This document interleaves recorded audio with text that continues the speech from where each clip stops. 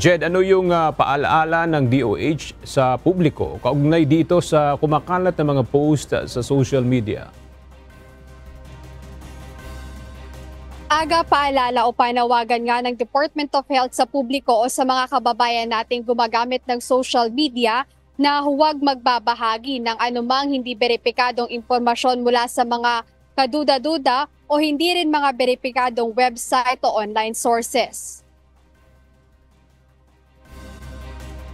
Binigyang diin ng ahensya na huwag magpakalat ng maling impormasyon na maaaring magdulot ng kalituhan sa publiko. Sa pahayag na inilabas ng DOH, sinabi nito na walang kumpirmasyon ang kumakalat na post sa social media ng umano'y international health concern sa isang partikular na bansa.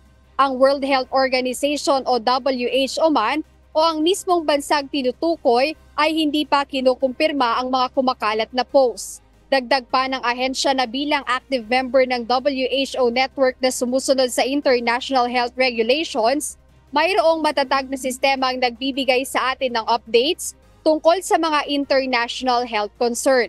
Nakahanda naman ang ahensya na tumugon kung sakaling magkaroon ng panibagong health concern sa bansa.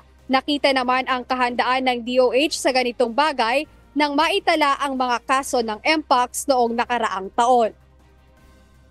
Aga sa iba't ibang mga post nga na makikita sa social media o yung mga kumakalat sa social media kaugnay nga dito sa sakit sa isang partikular na bansa, ayon sa DOH mas maigi na hindi na lang ito pansinin ng publiko o wag basta-basta maniniwala yung mga netizen at magtiwala na lang o tumingin sa mga verified social media accounts gaya ng sa Department of Health o kaya naman sa World Health Organization para rin hindi ito mag-cause ng panic para sa iba. Ayan muna ang update dito sa Maynila. Balik sa'yo, Aga.